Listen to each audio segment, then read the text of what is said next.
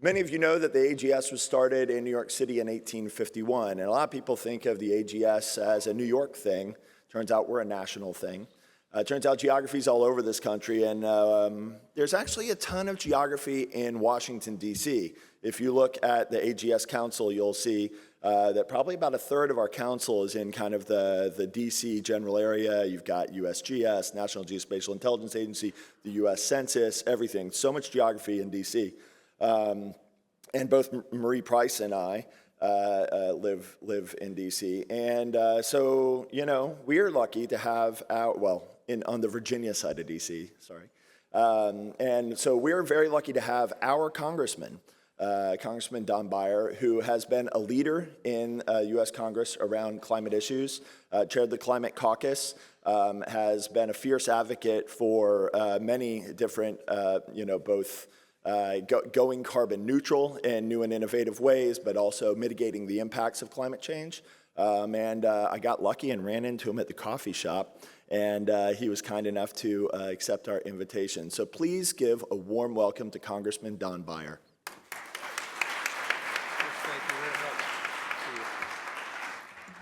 Good morning. I'm delighted to be here, and I'd like to thank Dr. Chris Tucker for having coffee with me and for inviting me to be part of this. Thank you to the American Geographical Society. Thank you to Columbia's Climate School for planning this tragically appropriate program. I have a pocket full of aphorisms inherited from my father, but one of my favorite is Napoleon, who said everything is just history and geography. And you can interpret almost everything in the world through that. So let me state the obvious, despite the announcement of our new Secretary of Energy, that climate change is the existential crisis of our time. Every month and every year become the hottest on record. The number of climate refugees increases inexorably. Climate conflict ranges from sub-Saharan Africa to the Middle East to Southeast Asia. I'm from Northern Virginia, where we have 2/3 of the data centers in the world and huge energy needs because of that. But I was surprised to find out, reading last week in Adam Tooze, that the demand for energy for air conditioning will be triple the demand for energy for call centers or for AI because of what the climate change happening around the world. But it's 120 degrees every day in Iraq. Air conditioning becomes essential. Chris mentioned I've got leadership roles in the Congressional Safe Climate Caucus, the Sustainable Energy and Environment Caucus. My little team is committed to do all we can on climate change, and my real passion is fusion energy. That if we can make the energy that lights up the universe, the one that we know works, the one that every other energy source comes from, ultimately, is fusion. And we know it works because it's been working for 14 billion years. If we can make that happen here on Earth, we really have a silver bullet for climate change in so many, many different ways. And I'm grateful to be here with so many people here that are engaged with it, but especially with the geography teachers. I didn't know I was going to get to be with you today, but I'm really excited because I love maps. And that's really the only reason I thought I could accept Chris's invitation. When we were kids, oldest of 6, every dinner, 6 o'clock, was long quizzes, usually about state capitals and foreign country locations. So I will always note that Seattle is not the capital of Washington, that Las Vegas doesn't run the government for Nevada, that there are 5 different state capitals that start with the letter A. For 9 years, I ran for lieutenant governor and for governor. So I drove 700,000 miles on Virginia's highways and byways. Old girlfriend and I decided, she was from Danville, that we were going to take 2 weeks some year and drive around and learn the whole state. It took at least 9 years just to get a glimmer of what was happening in that state, the 700,000 miles. So that was before Google Maps and Waze. So I would wear out a Virginia state map every year. I'm just folding it and unfolding it and putting it in my pocket and the like. I always tried to understand why things were where they were, the location of economic activity. And one of my most memorable insights was flying home from the coal fields in Southwest Virginia in a little prop plane, a couple of thousand feet at dusk to Northern Virginia. And suddenly, it was like eureka, I saw it. the way the mountains and the rivers and the highways and the Shenandoah Valley and Hampton Roads, how it all fit together to give us the state that we had, a true sense of place. That same night, I was struck by all the tall, lone, bright lights you'd see one at a time scattered throughout rural Virginia, and realized that was just the legacy of Franklin Roosevelt's Rural Electrification Act. I used to brag that you could wake me up in the middle of the night anywhere in Virginia and I know where I was. I don't know that it's still true. I even collect map jokes. Stephen Wright said, "I have a map of the United States, actual size. Its scale says 1 mile equals 1 mile. I spent last summer folding it." There's another Stephen Wright said, quote, "I have an existential map. It has 'You are here' written all over it." For decades, I wasted the first 6 weeks of every year on the St. Valentine's Day Massacre kitchen table map rally. They'd send you the huge Rand McNally atlas on the first of the year, along with a booklet with 80 of the trickiest, most devilish possible questions that depended on your ability to follow directions on that most recent Rand McNally map. It was the most fun you could have without smiling. It was discontinued last year, a national tragedy. And I, who did very well on all standardized tests, got 52 wrong out of 80 on the first time I did it. And last year, I only got 20 wrong. When we talk about climate change, climate crisis as an existential crisis, we're talking about the physical changes to the planet. The physical geography will change. The maps we saw about how much our eastern seaboard is going to be underwater. Glaciers will shrink. I tease every Montana governor I meet about what they're going to call Glacier National Park when there aren't any glaciers there. Sea levels rise, ecosystems changing character and location. And human geography is also changing as people move in response to drought, to famine, to flooding, temperature changes, and all the other disastrous effects of climate change. Even in 50 years, the familiar world map is not going to be as familiar. But it remains the only one we have, so facing an existential threat that can only get worse, which is why maps are so important, because they convey so much information. My favorite map is Charles Minard's, the French engineer who pioneered flow maps, a new way of laying down complex numerical data on paper.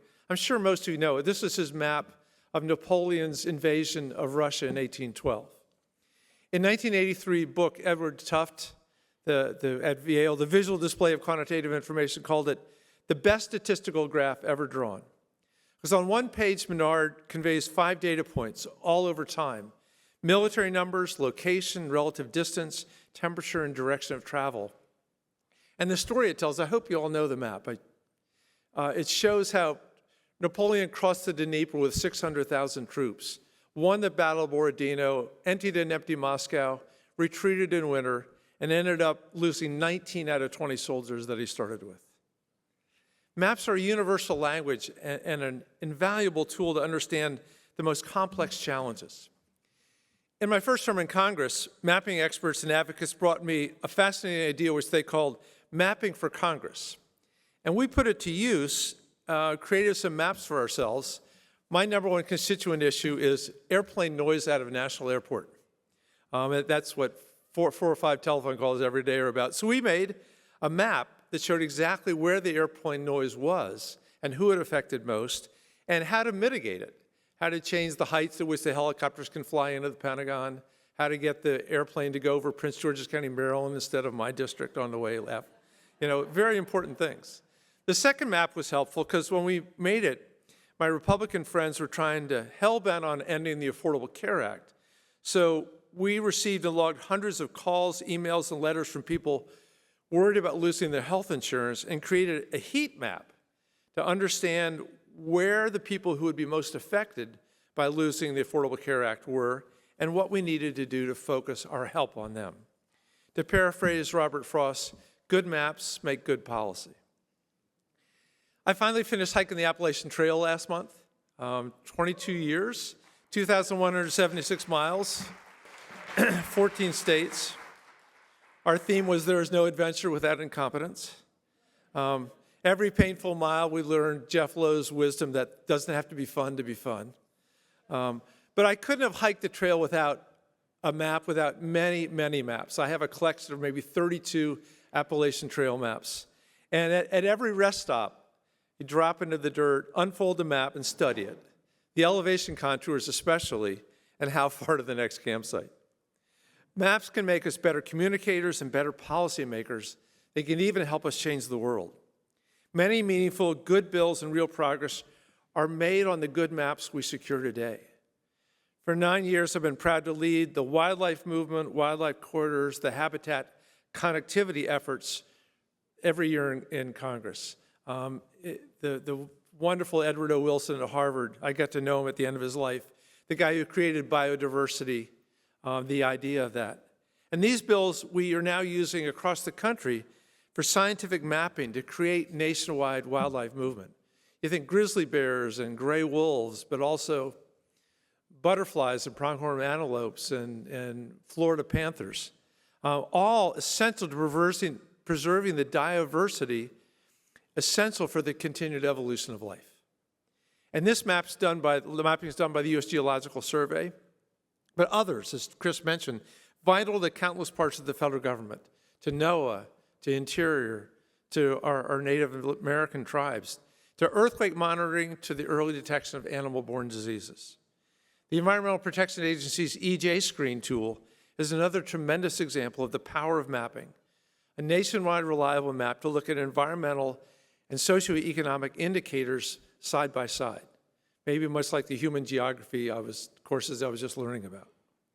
So as we're looking for environmental justice and climate justice, tools like EG Screen communicate the urgency of the crisis we face and help us understand how to understand it and address it.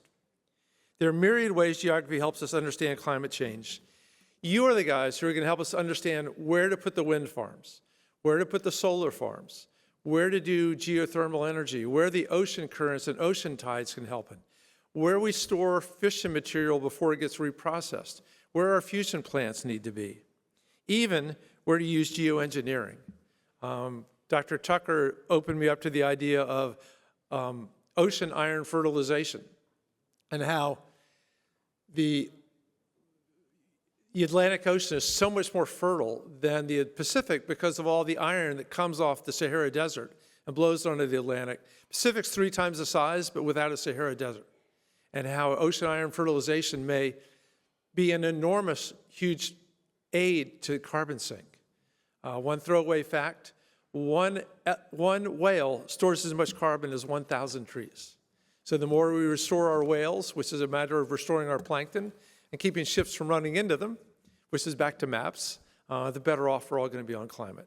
So I just want to say thank you for all the wonderful geography work you do and the essential part that plays in addressing the climate changes that affects not just our grandchildren or our children anymore, but every one of us here.